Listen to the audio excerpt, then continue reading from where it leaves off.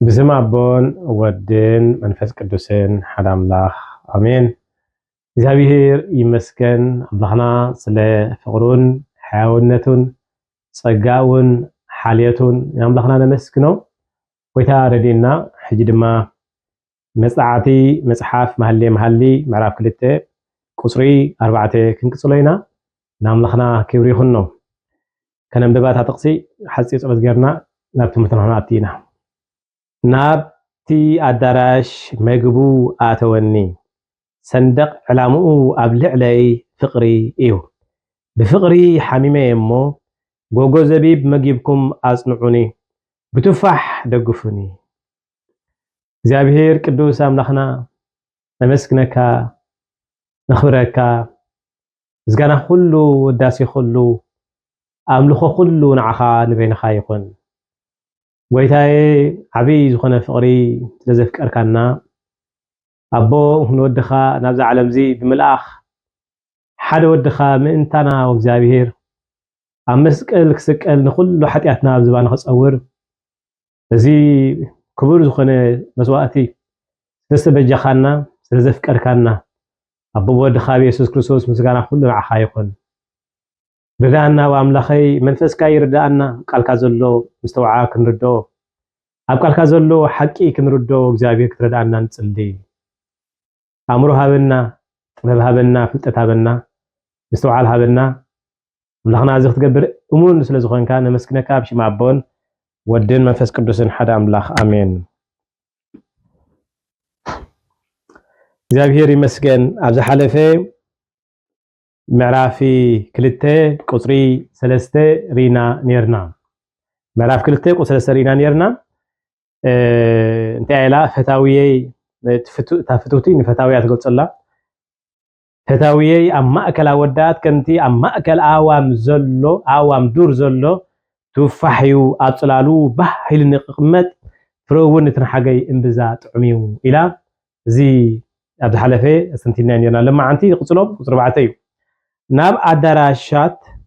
አዳራሹ ኣብ ታሕለ ትርጉም እንታይ ዝብሎ ናብ ቤት ወይኒ ኣተወኒ ናብ ቤት ወይኒ ኣተወኒ ሰንደቅ ዕላምኡ ከዓ ኣብ ልዕለይ ፍቅሪ እዩ። ከመይ ደስ ዘብል ቃል እዩ እውነት። ናብ ቤት ወይኒ ኣተወኒ ሰንደቅ ዕላምኡ ድማ ኣብ ልዕለይ ፍቅሪ እዩ። ቤት ወይኒ ትምህርቱ ዝርከበሉ እንታይ ቤት ወይኒ ትምህርቱ ዝርከበሉ ምስጢራቱ ዝቅረበሉ መመናን ዝረዊሉ ቤት ካዩ ቤተ ክርስቲያን ናብ ቤት ወይኑ ኣተወኒ ኣነ ካብ ቤተይ ዝረሓቁ ነይረ ዝክሩኹም ምሽያ ምዕራፍ 1 ቃል ኣምላኽ ብዘሕዝን መንገዲ እታ ፈተውቲ ንኹነት ህላዋ ክትገልጽ ከላ ኣብ ምዕራፍ 1 ፀሓይ ሕሪራትኒያ ጸላም በመዃና ይትነዓቆኒ ደቂ እነይ ስለ ጸልኡኒ ሓላዊት ኣታኽልቲ ወይኖም ገበሩኒ ኣትብል ዘሕዝን ይቡነት እንታይ ነራ በስ ነፍስና ብሩኻት ነፍስና ብዘይ ክርስቶስ ክትነብር እንከላ ናይ ካልእ ባርያ ኮይና እያ ትነብር። ሰብ ናይ ክርስቶስ ባርያ እንተዘይ ኮይኑ ናይ ክርስቶስ ሰዓቢ እንተዘይ ኮይኑ ትምንባሩ እቲ ብምልላሱ ንክርስቶስ እንተዘይ ኮይኑ ንኻሊእ ዝነብር ንኻሊእ ዝግዛእ ንኻሊኡ ዝተሸጠ ዝኸውን ማለት ንርእሰይ ዝካነኸለሉ ግዜ ሳይነበረንን ኢላ ዘሕዝን እዩ። ግዜ ንመን ዝውሃበካ? ግዜ ውህበት እዩ። ካብ ኣምላኽ ንዓና ዝውሃበና ውህበት እዩ። ግዜና ህይወትና እዩ። ክንዲዚ ዓመት ነቢሩ ኢሉ ሓደ ሰብ ህይወት ዝነበረሉ ዝቁፀረሉ ብግዜ ስለዚ ህይወት ግዜና ህይወትና እዩ። ኣምላኽ ንግዜ ከም ውህበት ይዝህበና ንርእሳት ትካነኸለሉ ግዜ ነበራን ዛፍት እዚኣ ኢልና ነርና ኣምላኽ አንታ ወይታይ ኣነ ንርእሰይ ዝካነኸለሉ ግዜ ኣይነበረንን ኣብ መጓሰ ካልኡ ኮለል ይብል ነይረ ካብዚ ይኸይድ ናብቲ ይኸይድ ዕንክሊል ይብል ነይረ ናብቲ ቁኑዕ ዝኾነ ሓቂ ግን ሕጂ ክምለስ ደልየሉ ኺላ ኣብዚ ሓለፈ ምዕራፍ 1 ሪና ነርና ኢና ተመሊሳ መፅያ ንፈተዋ ረኺባቶ ኣላ مسو ناب أداراشاتو تأت خلاجي نقرنا الله نابتي أداراش مجبو آتوني أبز حرة ترقم ناب تخلط وينو آتوني آتخلط ويني بيت كريستيانيو ناب تخلط وينو آتوني أنا قندو ويني إلو قيتا ناب تخلط وينو آتوني ناب كرسوس أملا خسي ناب كرسوس أقربني ناب كرسوس ناباي بملأخ كرسوس نعاي نابوك قرب نابوك طبق جيبرني ناب بيت ويني آتوني صندق علامو عبد علي فقريو لذي تمرتو زركبلو بيت كريستيان تلوخا انتايو كرسوس ذهبان ملختي نعلم مي واجب أنا نعلم برهاني لقويتا أبقالها إسخاتكم برهان علم خميلنا إسخاتكم شو مدري خميلنا شو مقرتو انت طفى كميل كمكر يخل سلازي بروخات إذا فتو تزيا نابت وين خمسة أتوا شعور مساعتوات ما كتفلت انت داخلينك ناوش تختات لك بروخات بنت بزعق زي أبدي قبل مخان تحنا تاوش تلو تفلت تخليني خا كتعت لك كتعمق عليك وش تختات لك بنت وشتي نابت وينو أتوني تبي انت دهاليا وش يعني رامات وش يعني رامات أبدي جني رامات أبدي جن ترى نيراد ما نايتون قالوا تباري يعني رامات أبوتا أساي نبرتن نرسات كانوا هون لجزيا عين بران زافتو تزيا جن نفتو وين مسيو نابت وينو آتوني صندق على عمود ما هبل علي فقريو آتوني يوحنس مراف شدشتين 44 تزلا أخني أبوي يسحبون تزين كوينو نابايك متصخل يلبون يلو زيتوا كريستوس مبري بعلا يكونتن أسمعلهم زيتوا كريستوس مبري بعلا يكون إزي بصقا يزخون إذا كله بصقا ترخبو بعلا تمصو أيكونتن بجبرة تمصو أيكونتن بصقا زرخبو تام مناتو نابت ويني أتوني أنا يكون كن آتي نسي آتوني أنا يكون كن متى نسي نباي ناو آتوني سلازي نابت ويني آتوني مالتها زتوا كريستوس كم زخنم زتوا موجزهوبا نحاتياتا شفينو كل أرحقو قدسنا نصنا ذهبا كريستوس يو نابت وينو آتوني بصقو يو إذا كله زرخبكو وأحزب الله صندق إلى دما صندق علامو يعطلا صندق ملكتنا عوتن حاليتن واننتن زملكتيو صندق علامو عبد علي فقريو مللي نايكرسوس انتايو فقريو صندق نعوت بكرسوس يوسس يتعوت نرغبن حنا قال املاك نغرنا خلو ابي رومي باولوس بزعبا عوت يزاربي تمزيلو عبلعلي إذ كله رومي شمنتي سلسلنا شوعتن عبلعلي إذ كله بتي زفكرنا كريستوس عوت بمركب كابتم زسعرو الزنا نبلز إنا كمن كابتم زسعرو الزنا نبلز إنا صندق علامو عبلعلي فقريو تصندق ملكنا عوتي حاليتي السناتو غيرني ونيننيو لازم ملكتلنا يماك علامو ابي علين تايلاتو فقريو اجي كل جزء حال السحر نغرناتو خغبركا خلو نمنتا ايناتو زغبركا زلو علامه فقرو علامه ابي العلاج نبر علامه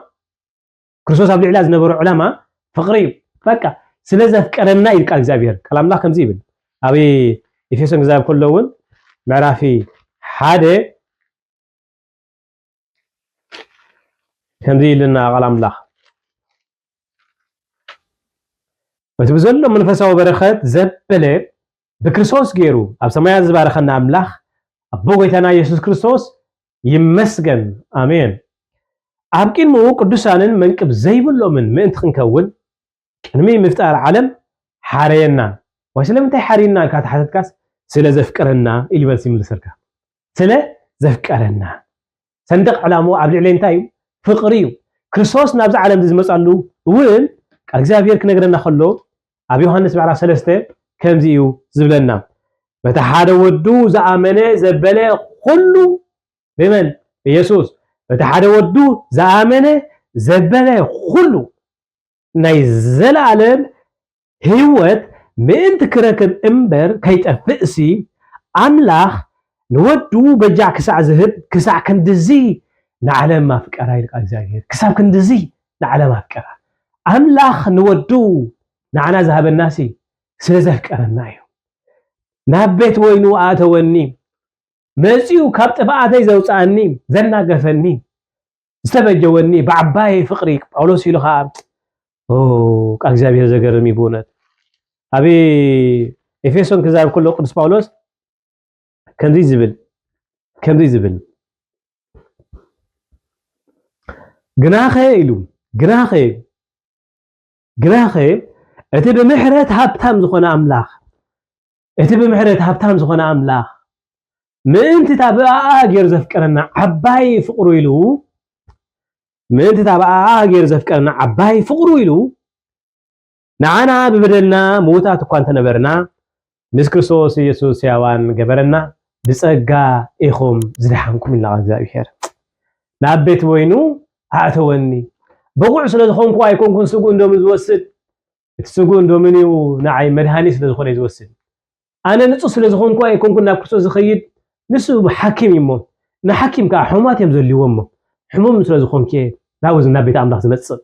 ናብኡ ዝመጽእ نحن بزح ጊዜ ጌጋ ዝኾነ ራዳዳ ጌጋ ዝኾነ ተዓባብያ ይዘለና በቃ አንዳ ሩኹስ እንደ አንዳ ሓጥ እንደ ከመይ ገርና ቤት ኣምላኽ ኸይድ ኮም ንብል ኖ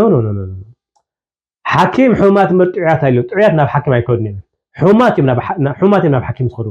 ኢየሱስ ክርስቶስ ካ ሓኪምና እዩ ንሱ መድሃኒትና እዩ ንሱ ፈውስና እዩ ንሱ መድሃኒት ተባሂሉ ክብሰር ከለኮ ቃል እግዚአብሔር ንኹሉ ህዝቢ ዝኸውን ዓብይ ሓጎስ ሰበሰረኩም ኣለኹ እነሆ ክርስቶስ መድሃኒት ክርስቶስ ጎይታ ኣብ ዓዳዊ ተወልኩም ኣሎ እንደተባሉ ክብሰር ከለኮ መድሃኒት ኢሉ ክጽዋዕ ከለኮ ሕሙማት ኣለዉ ማለት ሕሙማት ካ ንሕና ኢና ኢየሱስ መድሃኒና ኢና ክንከለናስ ንሕና ሕሙማት ኢና ኮይና ዘለና ብሩኻት ንሕና ሕሙማት ኢና ንሱ ግና መድሃኒትና እዩ ሕሙም ካ ኩሉ ግዜ ተኸታቲሉ መድሃኒት ክወስድ ኣለዎ ክፍወስ እንተዳ ኮይኑ መድሃኒት ተኸታቲሉ ክወስድ ኣለዎ ኩሉ ግዜ መድሃኒት ክወስድ ኣለዎ መድሃኒት ድማ ኢየሱስ ክርስቶስ እዩ ኢየሱስ ክርስቶስ እዩ እዚ መድሃኒት እዚ ድማ ሳይድ ኢፌክት ዘይብሉ መድሃኒት እዩ ተወሰድካዮ ኣዝዩ ዝፍወስ መድሃኒት ኣብ ፀጽባሕ ክንፈውስ ይግባእ ንሕና ኣብ ሓንቲ ሕመምቲ ዓለም ስለ ዘለና ኣስተውሉ ብሩኻት ኣብ ሓንቲ ሕመምቲ ዓለም ስለ ዘለና ኣብዚ ዓለም እዚ እናነበርና ከለና ካብ ሓጢኣት ተፈሊና ክንነብር ስለ ዘይንኽእል ኣስተውሉኹም ካብ ሓጢኣት ተፈሊና ክንነብር ስለ ዘይንኽእል ኣብ ፀጽባሕ መድሃኒት የለና بقالاتنا نسحت بحساباتنا نسحت بتكباراتنا نسحت ብዙ ጊዜ ንብድል ኢና መድሃኒት ክንወስድ የለና ማለት ንሓምም ስለ ዘለና በሓጢኣት እቲ ዓለም ሕምምት ዓለም ስለ ዝኾነት ኣብዚ ሕምምት ዓለም ካ ነብር ስለ ዘለና መድሃኒት ክርስቶስ ኢየሱስ ክወስድ ኣለና ማለት መድሃኒት ኢየሱስ መድሃኒትና ስለዚ ሰንደቕ ዕላሙ ኣብ ልዕለይ ፍቕሪ እዩ እዚ ፍቕሪ እዚ መድሃኒትና እዩ ምእንቲ ታብኣ ገይሩ ዘፍቀረና عباي فقرو إلو نحنا بدلنا كم موتات انتنبرنا مسوقنا حيوان قبرنا بزقا يهم زيد حانكم وخبتي تسقا بمقبال نتسقو بمقبال لنا نفوس تسقو بموسى لنا نفوس هاو وصاي مدهانيت يلن كان وصاي سد انس بغزا على سي نغزا على شي كفوسا يخيل يزوسق ولا حد حساوي مدهانيت كريستوسي مدهانيت سقا مدهانيت نفسي ኢየሱስ ክርስቶስ صندق علامو ኣብ ልዕለይ ክርስቶስ እዩ ናይ ክርስቶስ ስለ ዝኾነት በፍቅሩ ስለ ዝተማረኸት ፍቅሩ ወኒንዋ እዩ ንፍርሓ ፍቅሩ ተኪዎ እዩ ኣብታ ፍጽምቲ ፍቅሪ ፍርሓት እንታይ ትገብር እያ ትወፅእ እያ ቃል እግዚአብሔር ኮሚት ዝብለና እታ ፍጽምቲ ፍቅሪ ንፍርሓት ተባረራ እዩ እቶም ፍርሓት ዝነበሩ ሃዋርያት بتبعت جنا خمس كره كلهم نريهم معناته منفذ قدوس بزعمة خصوص بقير مسردهم بقير مسمهارهم زوجي تازدا ما يزف الحنا ويوم انتخا نا كم حالتي أباقي تقطرنا على القرص بعض الزربوا أبي يومين شمنته دقيقة هم ببيع أتي أملاخ زرد أسب ኣይፈርሕን እዩ ካብ ፍቅሪ ክርስቶስ ዝፈልየና መን እዩ ሰንደቅ ዕላሙ ኣብ ልዕለይ ፍቅሪ ምሱ እሱ ንዓይ ዝሓለለይ ፅቡቅ ጥራሕ እዩ ንዓይ ዝገበረለይ ሰናይ እዩ ንሱ እንተገናሓኒ እንተቀፅዓኒ ንኩሉ ንፅቡቆ እዩ ንኩሉ ንፅቡቆ እዩ ዝገብሮ ንሱ ምክንያቱ ካብ ኣምላኽ ንሰብ ዝመፅእ ፅቡቅ እምበር ሕማቅ የለን ኣምላኽ ካብ ፍቅሩ ሲ ጳውሎስ ኢሉ ነዚ ስለሰረዶ ካብ ፍቅሪ ክርስቶስ ዝፈልየና መን እዩ ከመዮ ምእንታኻ ሙሉእ መዓልቲ ንቅተል ኣሎና ከም ኣባጊዕ ማሕረቲ እውን ተቆፀርና ዝብል ፅሑፍ ዘሎ መከራ ዶ ፀበባ ዶ ስደት ዶ ጥሜት ዶ ዕርቃን ዶ ድንገት ዶ ወይስ ሞት ብሩኻት ኩነታትና ካብ ክርስቶስ ዝፈልየና እንተደሃልዩ ኣዝና ደኺምና ኣለና ማለት ኣዝና ድኹማት ተሰኒፍና ዘለና ንክርሶስ ኣይፈለጥና እዩ ኣብ ልዕሊ ኩሉ ኮነ ሞት እንተኾነ ዕርቃን እንተኾነ ጥሜት እንተኾነ ፀበባ እንተኾነ እውን ኣብ ክርስቶስ ፀኒዕና ደው ክንብል ይግባአና እዩ ኢየሱስ ፅኑዕ መሰረት ፅኑዕ ዝኾነ ከውሒ ኢየሱስ ስለዚ ኣብኡ ደው ክንብል ይግባአና እዚ ደው ኢልካ ክትነብር ክፀንዕ ግን ፍቅሩ ምርዳእ የድልየካ ፍቅሩ ክርዳእካ ድማ ክትመሃር የድልየካ ቃል እግዚአብሔር ክትመሃር የድልየካ ካብ ቃሉ ክትመሃር የድልየካ ኣብ ቅድሚኡ ኮፍ ክትብል ይግባአካ ቃል እግዚአብሔር ማርያምን ማርታን ክልቲአን ዝዝክረን ኣሕዋትየን ቃል ኣምላኽ ዝነግረና እዩ ጎይታና ኢየሱስ ክርስቶስ ምፅእ ምስለ ማርያም ጎያ ኣብ ትሕቲ እግሩ ኮፍ ኢላ ቃሉ ካብ ኣፉ ቃል ትሰምዕ ነይራ ሰናይ ግደ ፅቡቅ ግደ ሓርያ ድማ ተባሂላ ስለዚ ምርጫና እንታይ እዩ ምርጫና ግደና እንገብሮሲ እንታይ እዩ ቃሉ ክኾን ኣለዎ ቃል ኣምላኽ እንታይ ኢሉ ለዚ ኣነ ሎሚ ዝዘካ ዘለኹ ቃል ኢሉ ኣብ ልብኻ ዕቆሮ ኢልዎ ንሙሴ ኣብ ዘዳግም ምዕራፍ 6 ኣብ ልብኻ እንታይ ግበሮ ዕቆሮ ኣብ ልብኻ ዕቆሮ እትን ከንብባት ኣጠቕሲ ምስለኒ ዘዳግም ምዕራፍ 6 ቃል እግዚአብሔር ሲ ሕዋተይ ግሩም ብዝኾነ መግለፂ እግዚአብሔር ከምዚ ይብል ወእስራኤል ስማዕ እግዚአብሔር ኣምላኽና በይኑ ኣምላኽ እዩ እግዚአብሔር ኣምላኽና እሱ በይኑ ኣምላኽ እዩ በይኑ ኣምላኽ እዩ እግዚአብሔር ኣምላኽና ብዘይክኡ ካልእ ኣምላኽ የለን ብዘይክኡ ካልእ ኣምላኽ የለን ብዘይካ ኢየሱስ ክርስቶስ ካልእ ኣምላኽ የለን ንሱ ኣምላኽ እዩ ንሱ ካብ ኣቦና ማለት መጽ ኣምላኽ እዩ ኢየሱስ ክርስቶስ ኣምላኽ እዩ ካልእ ኣምላኽ የለን ኣብና ቤት ሙስሊም ኣምላኽ የለን ኣብና ቡዳ እና ቡዲዝም ካልእ ቤት እምነት የለን ኢየሱስ ክርስቶስ እዩ ኣምላኽ ካብ ኢየሱስ ክርስቶስ ወጻኢ ካልእ ኣምላኽ የለን ኩሉ ብርክ ክንበርክኸሉ ኩሉ ልሳን ድማ ክእመነሉ ዝግብኦ ኢየሱስ እዚ ኣምላኽ ካልእ ኣምላኽ የለን ስለዚ ኣብ ካልእ ኮነ ካብ ንብል ንዑ ናብ ክርስቶስ ንምፃእ ንዑ ናብ ክርስቶስ ንንበርከኽ ንዑ ናብ ክርስቶስ ሂወትና ንገዛ ኢየሱስ እዩ መድሃኒት ኢየሱስ እዩ ፈውሲ ኢየሱስ እዩ ናይ ሰብ ሕቶታት ኩሉ መልሲ ኢየሱስ እዩ ንሱ ብርሃን ወእስራኤል ስማዕ እግዚአብሔር ኣምላኽና በይኑ እግዚአብሔር እዩ ንስኻ ድማ ንእግዚአብሔር ኣምላኽካ ብኩሉ ልብኻ ብኩሉ ነፍስኻ ብኩሉ ሓይልኻ ኣፍቅሮ ኩሉ እንትናኻ ኣፍቅሮ ኩሉ እንትናኻ ንዑ ተገዛእዮ ነዚ ኣነ ሎሚ ዝእዘካ ዘለኹ ቃላት ኣብ ልብኻ ዕቆሮ ንዓኻ መታን ካይብድልሲ ንቃልካ ኣብ ልበይ ዓቀልክዎ ኢሉ ዳዊት ብዛዕባ ፍቅሩ ዘረዳእካ ቃሉ እዩ ብዛዕባ ንሱ ኣብ ልዕለኻ ዘሎ ሰንደቅ ዕላሙ ፍቅሪ ከም ዝኾነ ዝነግረካ ቃሉ እዩ እዚ ቃል እዚ ኣብ ልብኻ ዕቆሮ ንደቅኻ ምሃሮም ኣብ ቤትካ ኮፍ ምስ በልካን ኣብ መንገዲ ክትከይድ ከለኻን ኣብ ቤት ምባልካን ኣብ ምትንሳእኻን ብኡ ተዛርብ ቋንቋኻ ይኹን ንሱ ልሳንካ ንሱ ይኹን ምልክት ኮነ ካብ ኢድካ እሰሮ ከም ክታብ ኣብ ግንባርካ እሰሮ ኣብ ልዳት ቤትካ ኣብ ማዕጾ ኣፍ ደገኻ ፀሓፎ እንዳበለ ይዛረብ ብሩኻት እዚ ፍቅሪ እዚ ተተረዲኡካ ቃል ኣምላኽ ብዛዕባ ፍቅሪ ዘረዳእካ ከም ጳውሎስ ካብ ፍቅሪ ክርስቶስ ዝፈልየና መን እዩ ካብ ፍቅሪ ክርስቶስ ዝፈልየና ትብል መን እዩ ብስሙ ኢተቃል ኣምላኽካ ብስሙ ሓሰራ መከራ ክቅበሉ ብቑዓት ኮይኖም ስለዝተረኸቡሲ እናተገርፈሉ ካብቲ ዋዕላት እንዳተሓጎሱ ወፂኦም ዝገርም ኮይ ፍቅሪ ክርስቶስ ከምኡ እዩ ጎይታዬ እዚ ፍቅሪ ዘረዳእና ሁሉ ይግባአና እዩ ፍቅሪ ክርስቶስ ከምዚ ብፍቅሪ ጎይታ ክንማረኽ ኣለና ዝልውጠና ፍቅሪ እዚ ዝልውጥ ፍቅሪ እዚ ምስ ሰባት ዘለካ ዝምድና ዝልውጥ ፍቅሪ እዚ ኣብ ሓዳርካ ምስ ሰበይትካ ዘለካ ዝምድና ዝልውጥ ፍቅሪ ምስ ደቅኻ ዘለካ ዝምድና ዝልውጥ ፍቅሪ እዚ ኣብ ህዝቢ ዘለካ ፍቕሪ ዝልውጥ ፍቕሪ እዚ ፍቕሪ ዝልውጥ ፍቕሪ ይብርኻል ፍቕሪ ኢየሱስ ፈዳውየ እሱ ሰንደቕ ዕላሙ እንታይ እዩ ኣብ ልዕሊ ሰንደቕ ዕላሙ ፍቕሪ እዩ ፍቕሪ እዩ እዛ ፍቕሪ እዚኣ እንተላትኒ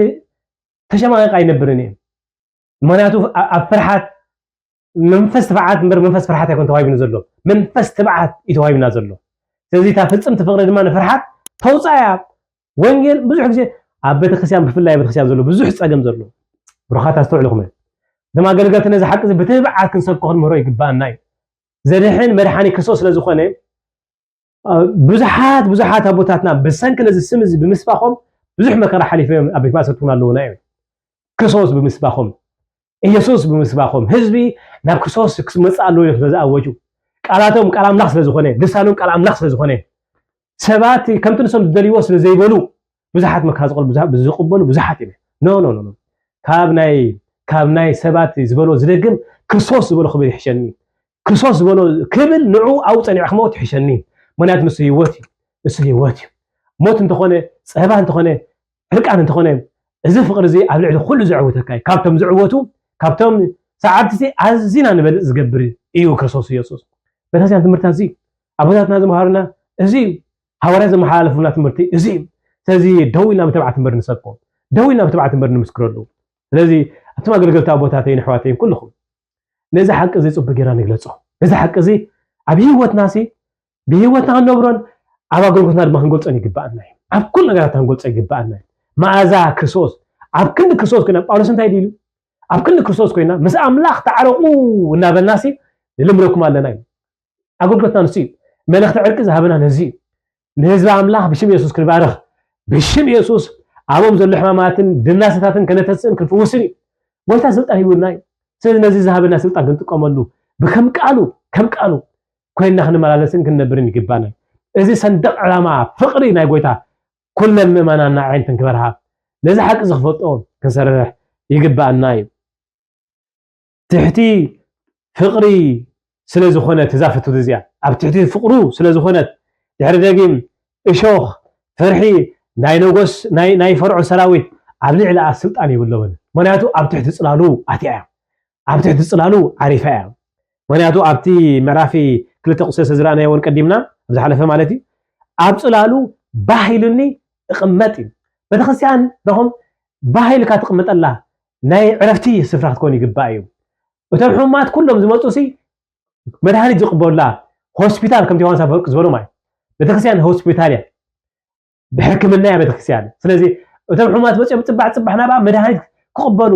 እቲ ካብኡ ዝቕበሉ መድሃኒት ድማ እዚ ኢየሱስ ዝበሃል መድሃኒት ክኾን ከም ዘለዎ እዚ እዩ ሓቂ ማለት እዩ ስለዚ ኣብ ትሕቲ ፍቕሩ ስለ ዝኾነት እዛ ከምዚ ኣምሰት ነፍሲ